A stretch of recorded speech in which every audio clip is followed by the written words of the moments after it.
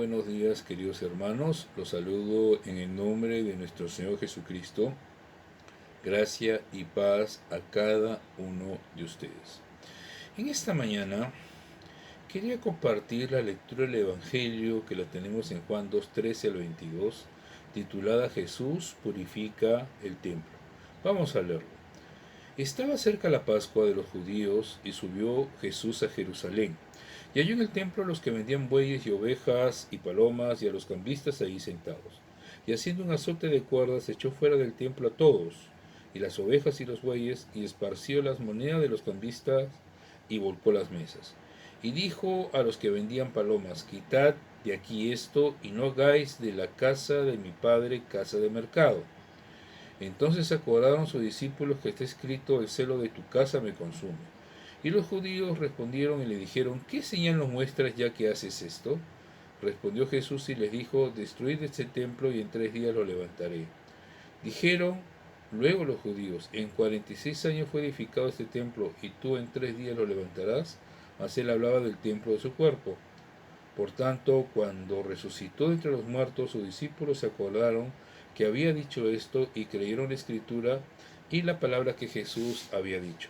Dios bendiga su palabra en este día. Después de una breve estancia en Capernaum, el Señor fue a Jerusalén a asistir a la fiesta de la Pascua. Allí iba a dar inicio a su ministerio público y iba a ser precisamente en el mismo templo. En el templo era el lugar apropiado para dar inicio a su ministerio, porque había sido anunciado por los profetas. Tenemos Malaquías 3:1 que nos dice lo siguiente: He aquí yo envío mi mensajero, el cual prepara el camino delante de mí, y vendrán súbitamente a su templo el Señor. Después de Juan el Bautista, el Señor tenía que aparecer en medio del pueblo, y el lugar apropiado para hacerlo era el mismo templo. Malaquías, en los versículos 2 y 3 del capítulo 3, nos señala cuál sería la labor que iba a ejercer el Mesías apenas llegara al templo. ¿Y quién podrá soportar el tiempo de su venida? ¿O quién podrá estar en pie cuando Él se manifieste? Porque Él es como fuego purificador y como jabón de lavadores. Y se sentará para afinar y limpiar la plata, porque limpiará a los hijos de Leví, los afinará como a oro y como a plata, y traerán a Jehová ofrenda en justicia. El profeta había anunciado con estas palabras que cuando Jesús entrara al templo iba a limpiar a los hijos de Leví. En este caso se refiere a los sacerdotes, donde se encontraba el verdadero problema del pueblo de Israel a causa del pecado.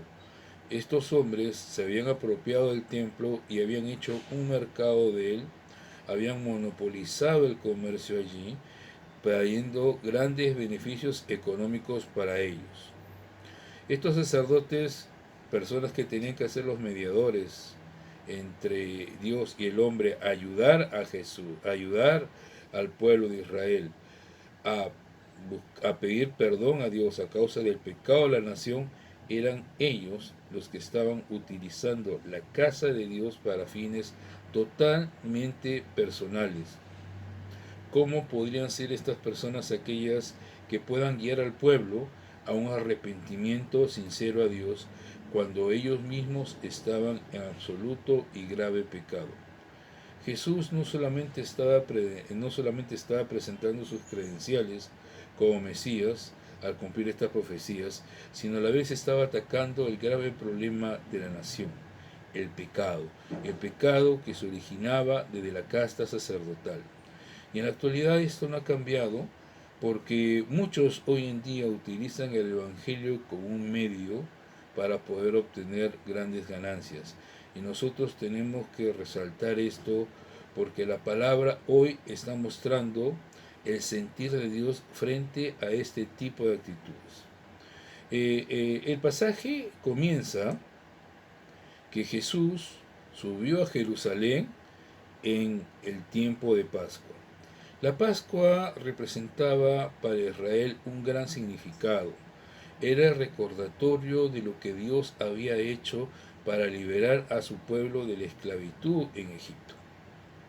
Ellos habían caído nuevamente en un proceso de esclavitud a manos del Imperio Romano, y ellos tenían la esperanza de que el Mesías fue un Mesías político, un Mesías libertador, y cuando ellos entendieron que este no era el propósito de Jesús, terminaron rechazándolo, matándole y crucificándolo en la cruz. Jerusalén era el lugar donde congregaba a diversos judíos de diferentes partes del mundo, y era el lugar propicio para Jesús hiciera pública su manifestación delante de los hombres. Y cuando Jesús llega al templo, lo primero que ve ahí en el templo, que vendían bueyes, ovejas y palomas. Eh, la ley de Moisés señalaba que cada israelita tenía que ir cada año a celebrar la fiesta de la Pascua, y para este propósito tenían que traer los animales para los sacrificios, y para ellos era muy complicado poder trasladarlos desde el lugar de origen, y por eso preferían comprarlos en Jerusalén. Resultaba más cómodo para ellos porque los animales tenían que ser supervisados por los sacerdotes para hacerlos aceptables al sacrificio. Y es allí donde radicaba el beneficio económico y el comercio que esta casta sacerdotal estaba haciendo en el templo. Ellos habían decidido instalar un mercado dentro del templo, habiendo otros lugares donde quizás pudieron hacer esto, lo hicieron en el mismo templo, en la casa del Señor. Y esto fue lo que indignó profundamente a Jesús. Había otros lugares donde hacerlo. ¿Qué concepto tenían de Dios? Que habían hecho de su casa un mercado con el propósito de conseguir beneficios económicos para ellos, lleno de olores e inmundicias. Era más que razonable la indignación que Jesús había mostrado a ver esta situación. Ahora, por otro lado, es bueno considerar que el lugar del templo que ellos habían establecido para hacer este negocio, este mercado, era llamado el patio de los gentiles. El patio de los gentiles era un lugar donde los gentiles podían tener acceso, era el único lugar, pero era el medio por el cual Dios había considerado que los gentiles pudieran escuchar las verdades absolutas de Dios y pudieran conocer a Dios vivo. Sin embargo, los sacerdotes utilizaron este espacio destinado para los gentiles para poder elaborar allí un mercado y poder hacer negocios cada día que la gente viniera al templo a realizar su sacrificio. Y no solamente habían bueyes, sino también dice que habían cambistas allí. Y los cambistas eran las personas que cambiaban la moneda extranjera a la moneda aceptada en ese tiempo para el sacrificio, generando para ellos una gran ganancia, la cual era repartida también para los sacerdotes. Y la palabra señala de que Jesús hace un azote y comienza a echar a todo fuera del templo. Y el Señor no necesitaba la fuerza física para poder realizar esto. Bastaba una palabra y era suficiente quizás para que los ángeles descendieran y pusieran todo en orden. Pero lo que el Señor estaba dando era una demostración simbólica de gran significado, y era demostrar de que Él tenía autoridad para hacer lo que estaba haciendo, porque se trataba de la casa de su Padre y Él tenía el derecho de hacer todo ello. Él estaba reprobando la conducta irreverente que se había puesto de manifiesto al utilizar la casa de Dios, una casa destinada para ser casa de oración, para un beneficio personal que no tiene nada que ver con el propósito de Dios, utilizarlo para hacer un fin comercial que generaba grandes ganancias a la casa sacerdotal. Por otro lado, ellos sintieron que Jesús les venía a malograr el negocio y a hacer peligrar sus grandes ingresos económicos. Y Jesús dijo claramente, quitad de aquí esto, y no hagáis de la casa de mi Padre casa de mercado.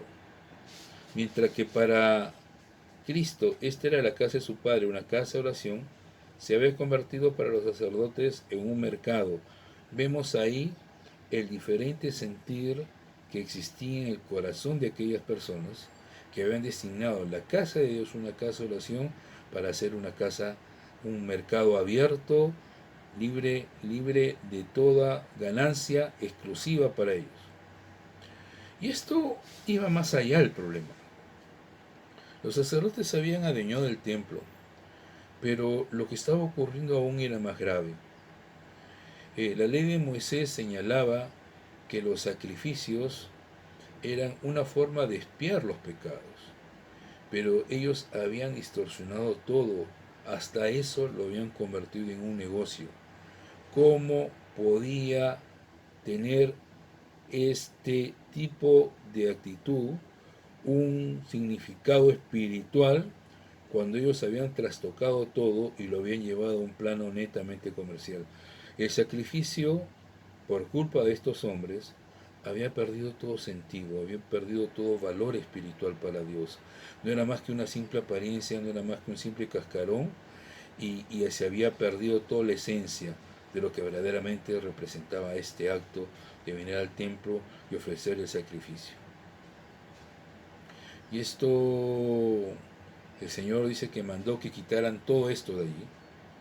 Y este mandamiento tiene vigencia hoy en nuestros días, porque el Señor nos está llamando a que podamos nosotros hacer lo mismo. No permitamos que la casa de Dios sea usada para otros fines que no sean el propósito que Dios ha destinado. Es necesario una limpieza en nuestro templo, es necesaria una limpieza en nuestra vida, en nuestro corazón.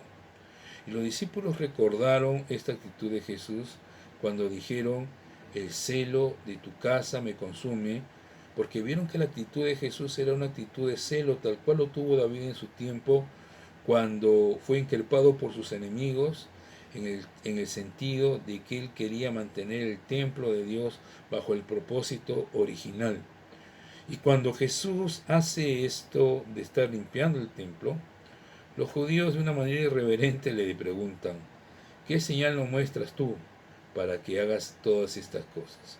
Cuando Jesús procede a limpiar el templo y a azotar a todos allí, ellos se quedaron atónitos, se quedaron perplejos, no atinaron a hacer nada. Quizás su conciencia les reclamó el hecho de reconocer de que la actitud que ellos habían tomado era una actitud mala delante de los ojos de Dios. Pero ellos se reponen nuevamente y le dicen a Jesús: ¿qué señal nos muestras ya que estás haciendo lo que estás haciendo? Incluso se atrevieron a enfrentarse con el Señor. Se enfrentaron con el Señor.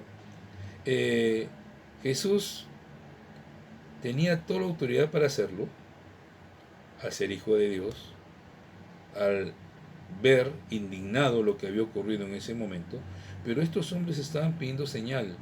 Quizás dentro de sus mentes obtusas y limitadas estaban diciendo: ¿por qué, si tú estás hablando, haciendo las cosas con autoridad, demuestra tu autoridad con una señal? Porque era lo que los judíos siempre pedían: señales y señales. Quizás pedían un fuego del cielo consumidor, así como ocurrió en los tiempos de Elías. Pero sea la señal que Dios hubiera mandado, el corazón de ellos estaba tan nublado, estaba tan cerrado, sus ojos estaban tan enceguecidos, que hagan lo que hagan, ellos no iban a obedecer, porque la actitud de ellos estaba totalmente apartada, su corazón de ellos estaba totalmente apartado de la voluntad de Dios. Y el problema de ellos es el problema que muchos en la actualidad tienen. No se trata de señales, de evidencias, sino se trata de un corazón que está dispuesto a creerle a Dios. La respuesta de Jesús nos hace esperar y le dice claramente: destruir este templo y en 3 días lo levantaré. Una señal que les dejó más incertidumbre a ellos aún. Ellos imaginaban: ¿cómo es posible que este templo, que durante 46 años ha sido construido y que representa la gloria para el pueblo de Israel, sea derribado y en 3 días pueda ser levantado? ¿Cómo es posible que un solo hombre pueda conseguir esto? No lograron entender correctamente lo que el Señor les estaba diciendo. Sus discípulos tampoco habían entendido estas palabras hasta después de su muerte y de su resurrección ellos pudieron entender lo que verdaderamente Jesús estaba diciendo. ¿Qué señal era esta que Jesús estaba diciendo? ¿Qué señal era esta que Jesús les estaba mostrando? Que evidenciaría la autoridad que él tenía sobre el templo. Y para eso tenemos que recordar lo que Juan 1:14 nos dice al respecto. Y aquel verbo fue hecho carne, se refiere a Jesús, y habitó entre nosotros, y vimos su gloria, gloria como del unigénito del Padre, lleno de gracia y de verdad. En otras palabras, Jesús era el verdadero templo de Dios, que había descendido para estar en medio de los hombres. El templo de Jerusalén era un débil símbolo de lo que representaba la realidad del templo de Dios morando en la persona de Jesucristo. Cuando Jesús le dice destruir este templo, no se estaba refiriendo a ese templo hecho de piedras que Herodes había edificado. Se estaba refiriendo a su propia persona, a su propia vida. Cuando dijo en 3 días lo levantaré, se estaba refiriendo a su propia resurrección al tercer día. Esta señal que Jesús les estaría dando evidenciaría no solamente que él tenía la autoridad de Dios, sino que él mismo en su propia persona representaba el templo de Dios. La respuesta que los judíos pedían a Jesús fue la respuesta de Jesús indicándole la cruz y la resurrección. Y esta es la respuesta que Dios hoy nos plantea a cada uno de nosotros. Es la respuesta que Dios plantea ante una señal de parte de los hombres. La cruz y la resurrección muestra verdaderamente el poder y la voluntad de Dios para este mundo. No puede haber otra señal más grande dada a los hombres que no sea la cruz y la resurrección, en la cual el ser humano puede encontrar la verdadera libertad, puede encontrar la salvación, puede encontrar la reconciliación con el Dios vivo, con ese Dios poderoso, con ese Dios omnipotente. Cuando los discípulos vieron la muerte y la resurrección de Cristo, todo en sus mentes comenzó a encajar. Entendieron de lo que Jesús estaba hablando cuando él dijo estas palabras. Sin embargo, los judíos rebeldes utilizaron estas mismas palabras para atacarlo cuando Jesús estaba arrestado en el Sanedrín. Si para Jesús fue importante la purificación del templo, ¿cuánto más lo tiene que ser para nosotros hoy en día? Porque ahora la palabra nos señala que el templo somos nosotros. Claramente en 1 Corintios 3:16 dice lo siguiente: ¿no sabéis que sois templo de Dios y que el Espíritu de Dios mora en vosotros? La palabra nos muestra que Dios ve las verdaderas intenciones de nuestro corazón. A Dios no podemos engañarlo. Dios ve lo más profundo de nuestro corazón, ve nuestras obras. Y el cristianismo actual, el templo de Dios como el templo de Herodes, ya no está en Jerusalén, sino somos cada uno de nosotros.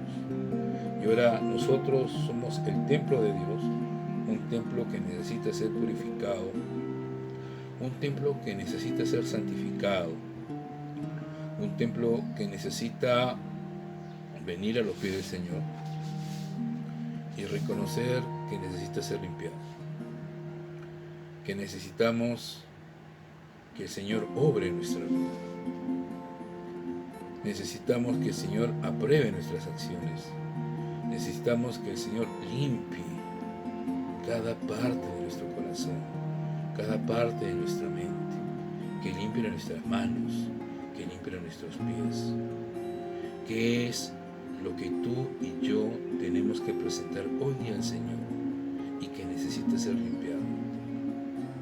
Para Jesús es muy importante que el templo de Dios sea un templo digno, donde la palabra de Dios esté cimentada y por sobre todo represente esa relación con el Padre por medio de una vida de oración, una vida de testimonio, una vida que represente la luz de este mundo que represente la sal de la tierra, un templo humano donde la palabra de Dios aflore en cada momento, un templo que esté dispuesto a anunciar las verdades de Dios, un templo que abra las puertas de los patios de los gentiles y que anuncie al mundo entero el amor de Dios a través del sacrificio en la cruz, muerte y resurrección de su Hijo Jesucristo. Hermano y hermana y amigo que nos puedas ver en este día, yo te invito a que tengas este encuentro con el Señor, a que te reconcilies con este Dios y a que le pidas al Señor que te muestre qué necesita ser limpiado dentro de tu templo. Dios necesita obrar en tu vida, Dios necesita entrar a tu corazón, Dios necesita ser el dueño de tu vida y Dios necesita que tú reconozcas de que es necesario que tú disminuyas, que tú mengues para que Él crezca aún más dentro de ti. Que esta palabra pueda llevarte a una reflexión, que esta palabra nos presente a nosotros mismos en un espejo tal cual somos y presentemos al Señor humildemente nuestro pecado y que reconozcamos que el Señor todavía hoy en día necesita limpiar cada templo que somos tú y yo. Bendiciones en este día, que la palabra del Señor ilumine tu vida, guarde tu casa y sobre todo que guarde tu vida por completo. En el nombre de Jesús, que así sea. Bendiciones para cada uno de ustedes.